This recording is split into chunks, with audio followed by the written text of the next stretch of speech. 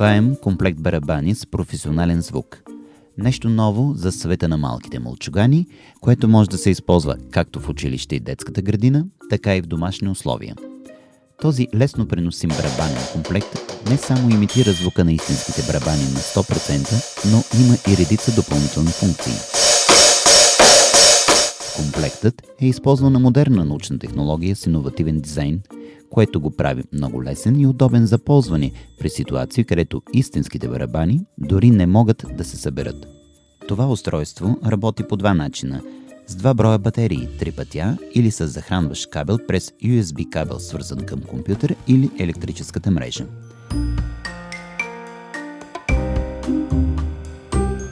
Към основния панел се включват педалите на съответната букса, както и високоговорител или слушалки.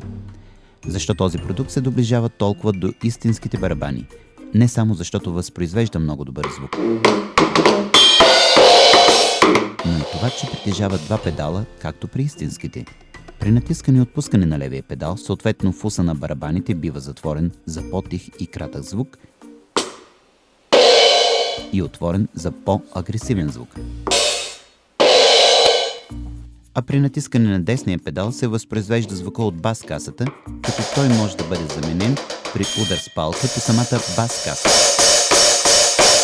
За разлика обаче от истинските барабани, при компактния вариант има възможност да се регулира силата на звука. Това става с бутоните V+, и V-. При натискане на бутона за стил ще можете да изберете най-подходящия за вас звук на барабани.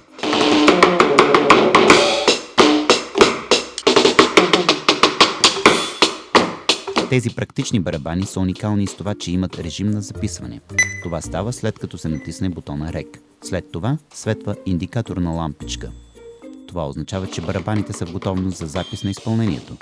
Максималният обем на един запис може да бъде до 336 ноти. След това записът ще се изключи автоматично.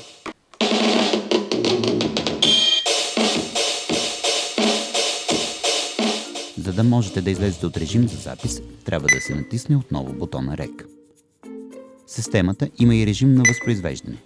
На основния панел може да бъде закачен и MP3 плеер, през който да се възпроизвеждат песни.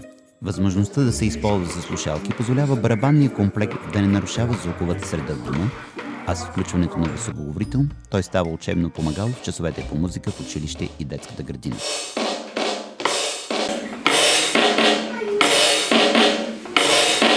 Така, заедно с друг мобилен музикален инструмент, като пианото, например, той може да стане част от общо музикално изпълнение на класа.